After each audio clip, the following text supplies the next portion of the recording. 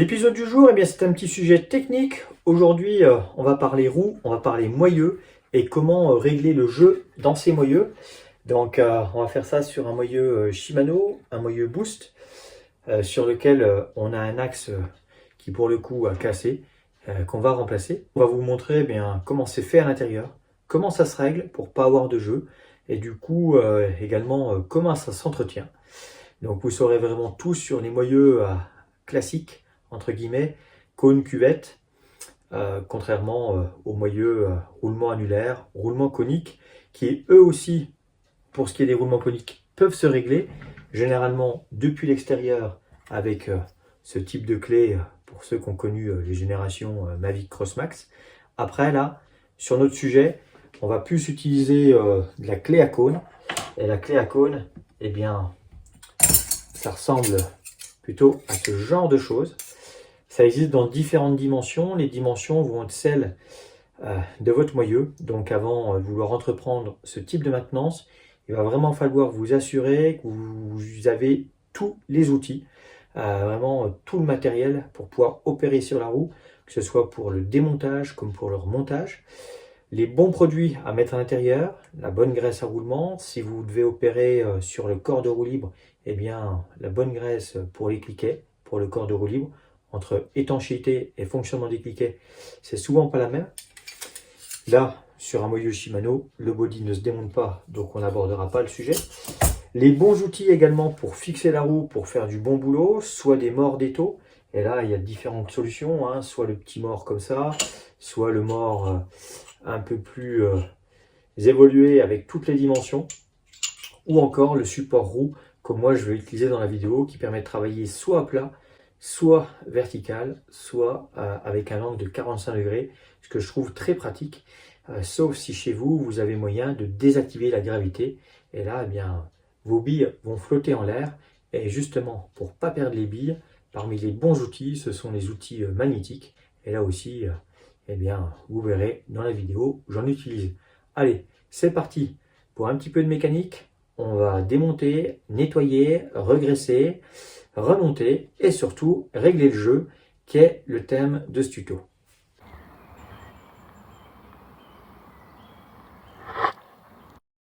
Alors le grand principe, c'est qu'on va avoir un écrou, un contre-écrou. Généralement, on peut avoir qu'un seul côté accessible, l'autre, et c'est le cas souvent côté roue libre, on va avoir notre écrou, notre contre-écrou, mais le contre-écrou n'est pas accessible. Celui-ci sera accessible une fois seulement que l'axe sera sorti.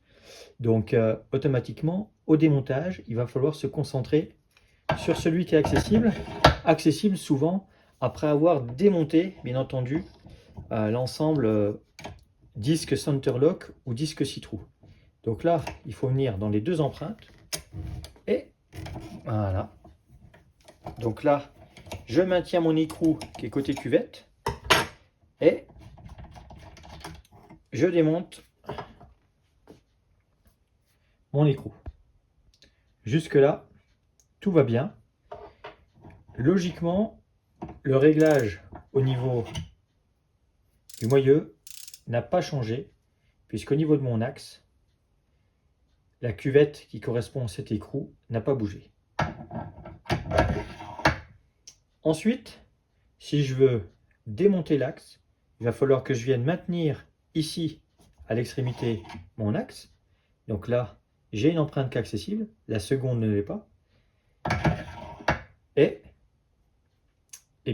avec cette cuvette, je vais pouvoir desserrer. Dans certains cas, le deuxième point d'appui sera en fait à l'intérieur de l'axe, avec une empreinte Torx ou Allen, ou encore, autre solution, une prise transversale, une cuvette qui va se déclipser par exemple, avec une empreinte pour pouvoir glisser une clé Allen de 3 mm ou de 2,5 pour pouvoir bloquer l'axe et desserrer en face. Donc il faut bien analyser le moyeu pour trouver comment il est assemblé, et une fois que vous aurez trouvé comment il est assemblé, vous saurez quel outil utiliser. Mais il y a toujours de toute façon un moyen, une astuce pour venir bloquer le moyeu à une des extrémités. D'ailleurs, vu qu'on parle de bloquer le moyeu et tout, là j'utilise un support de roue sur lequel j'ai monté l'axe de 12 pour pouvoir fixer mon moyeu boost.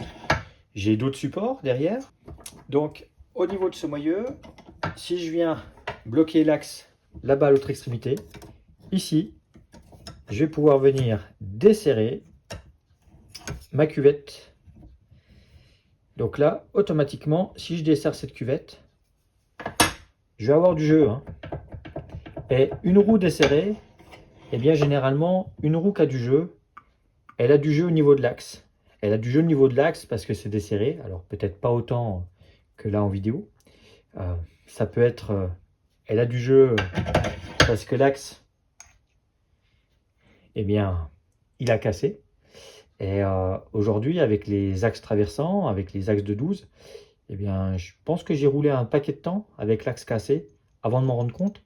C'est en démontant la roue pour changer de pneu que j'ai cette partie-là avec sa cuvette qui est tombée. Je me suis dit, ah bah là, on a un problème. Et du coup, ben, pas d'autre solution que de remplacer l'axe complet. Et notez que sur cet axe, on a une cuvette qui est fixe. C'est-à-dire que je vais avoir une cuvette mobile, c'est celle que je suis en train de démonter ici. Par contre, à l'autre extrémité, la cuvette est fixe. Et par contre, on a un élément de réglage, la portée, qui va venir se fixer là. Mais par contre, cette cuvette ne peut pas se remplacer. Donc si ma cuvette est usée, si elle est marquée, ce n'est pas le cas ici, on n'a pas trace des billes, mais si celle-ci était usée, je n'aurais pas d'autre solution que pour la remplacer, de justement changer l'axe complet. On va démonter notre cuvette. Alors il y a un joint, parce que pour assurer l'étanchéité, aussi bien que la graisse qui soit à l'intérieur reste à l'intérieur et que les éléments extérieurs, l'eau, la boue, ne pénètrent pas dans le moyeu, on va avoir sur cet élément un joint à lèvres qui assure l'étanchéité à l'intérieur du moyeu avec une cuvette. Et ça, c'est une recette qui est plutôt efficace, ça il n'y a pas de souci. Et puis là, alors je vais me mettre bien à plat parce que si je mets le moindre angle, eh bien les billes qui sont à l'intérieur, donc généralement sur un moyeu Shimano, on a 13 billes de chaque côté. Ben voilà, là je vais sortir l'axe. Et ce qu'on peut voir, sur un axe neuf, chez Shimano, ils font le job. C'est bien graissé. On a une graisse spécifique pour moyeu. Donc voilà, là on a toutes les billes à l'intérieur qui baignent bien dans la graisse. Pareil au niveau du corps de roue libre. Et le corps de roue libre est fixé sur ce body avec une empreinte qui est une empreinte, et vous pouvez voir là au fond, qui doit être soit du Torx en gros diamètre, ou alors on peut y aller avec une clé Allen, mais pareil, c'est de la grosse dimension. Alors on va profiter de ce tuto pour remettre cet axe neuf dans la roue sur laquelle l'axe a cassé. Donc ça c'est une roue qui a un peu plus de 100 mm de dénivelé, 2600 km, qui est montée sur un gros vélo électrique, gros débattement. Et eh bien l'axe a fait 3 années. Et on peut voir qu'au niveau des billes et tout, c'est encore gras. Le cache-poussière est bien sale, donc on va nettoyer tout ça, forcément, avant de remonter l'axe neuf. Mais ce qui est surtout intéressant, c'est qu'au niveau des portées, on n'a rien qui est marqué. Si je prends la cuvette réglable, identique à celle qu'on vient de démonter, bon c'est propre, il n'y a pas de souci. On va juste tout nettoyer correctement et graisser le tout avec de la graisse à moyeu de chez Motorex, de couleur verte, identique à celle qu'on a d'origine. Alors pour récupérer les billes, moi ce que j'aime bien utiliser, c'est un aimant, parce que c'est vraiment super efficace. Ça permet de ne pas salir les mains et surtout de récupérer toutes les billes. Voilà, c'est tout bien propre, donc on va en profiter pour regraisser la portée. Et ensuite, à l'intérieur de celle-ci, on va venir noyer nos billes. Donc là, j'utilise une paire de Bruxelles en plastique pour justement pas avoir les problèmes de magnétisme. Et je vais venir positionner toutes mes petites billes, une à une comme ça. Au total, j'en ai 13. Et elles doivent être toutes parfaitement positionnées pour pas gêner l'axe lorsque je vais vouloir l'enfiler. Et surtout, eh bien, permettre un bon réglage du jeu avec la cuvette mobile qui sera de ce côté-ci. En tant qu'à faire, hein, j'en profite pour regresser en face. Et là, eh bien, on va pouvoir remonter l'axe, tout simplement. Donc là, je vais vous montrer. Hein. Donc là, ça, c'est le côté où il n'y avait pas eu de souci. Donc je me suis contenté de mettre un petit coup de chiffon et de regresser. Et là, par contre, j'ai tout nettoyé. J'ai remis toutes les billes dans une bonne petite couche de graisse. Et là, je vais pouvoir venir reglisser mon axe neuf pour repartir pour de nouvelles aventures. Alors sur l'axe, hein, j'ai pas hésité à recharger un petit peu en graisse et puis surtout à remplir la lèvre pour augmenter justement l'étanchéité du moyeu. Donc là, je vais venir glisser mon ensemble de la cuvette fixe, puisque les éléments là, je n'ai pas touché, mais sur cet élément, le réglage n'est pas accessible. Et, hop, et là, on va pouvoir se remettre sur le support, puisque l'axe est en place. Et là, ben forcément, hein, j'ai du jeu, puisque j'ai cette cuvette qui n'est pas en place. Et automatiquement, plus je vais la serrer avec le cône, eh bien ça va m'apporter de la tension. Si je la serre trop, la roue ne tournera pas du tout. Si je la serre pas assez, j'aurai du jeu. Je ne vais pas vous faire la démonstration de trop serrer, puisque c'est lorsqu'on va trop serrer justement qu'on va abîmer les portées. Et du coup, après, c'est ce qu'on appelle une roue, un moyeu billé. C'est quand les billes sont venues marquer la cuvette et que du coup, eh bien, c'est un petit peu indexé et ça gratte. Et du coup, ben, ça tourne tout de suite moins bien. Donc là, eh bien, même combat. Hein.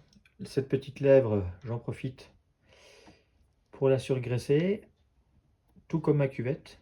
L'objectif, hein, c'est d'avoir une roue qui tourne le mieux possible et surtout de limiter un maximum l'usure pour avoir un maximum de rendement, car même sur un vélo électrique, mieux les roues tournent, meilleure est l'autonomie. Donc là, je vais faire l'approche jusqu'à ce que je sois au contact.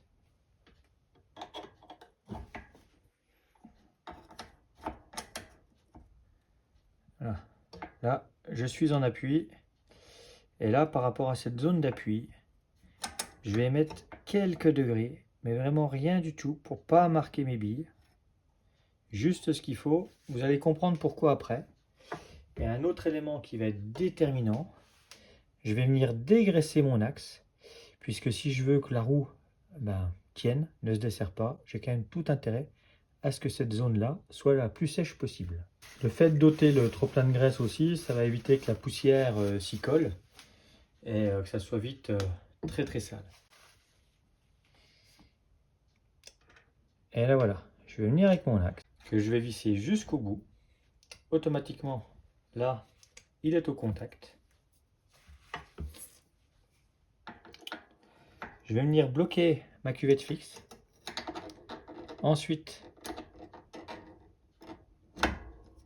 je vais venir serrer ce contre-écrou contre pour ensuite desserrer la cuvette fixe. Et là, il va falloir trouver le bon réglage. Lorsque je fais tourner mon moyeu, je suis vite fixé sur est-ce que ça tourne à mon goût ou est-ce que c'est trop tendu. Là, c'est un peu trop tendu à mon goût. Donc, je vais desserrer le moyeu pour justement augmenter du jeu fonctionnel.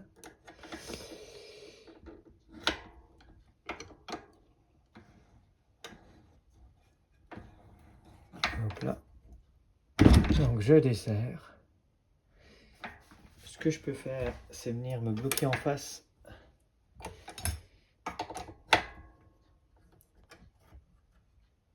Hop là.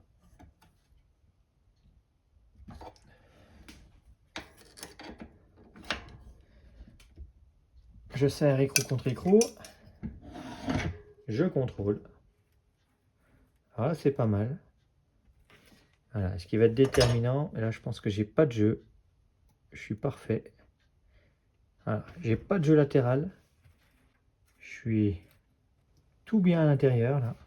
Si ma cuvette fixe est pas assez serrée, qu'est-ce qui va se passer? Quand je bouge comme ça mon axe, je vais sentir un petit jeu. Ça veut dire qu'une fois la roue montée, au niveau de la jante, ça va vite faire 1 mm. Et ça va vite prendre du jeu. Donc si vous êtes insuffisamment serré, pas assez tendu, il va falloir redesserrer le contre-écrou, resserrer l'écrou avec la cuvette fixe, venir resserrer celui-ci contre. Il va falloir procéder à tâtons jusqu'à ce que vous ayez le bon réglage. Alors, là, je desserre.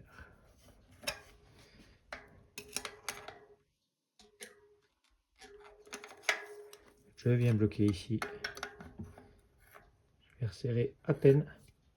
Des fois, quelques degrés suffisent. Voilà. Et là, je viens serrer. Je contrôle. Ça tourne bien. J'ai pas de jeu. Là, c'est nickel.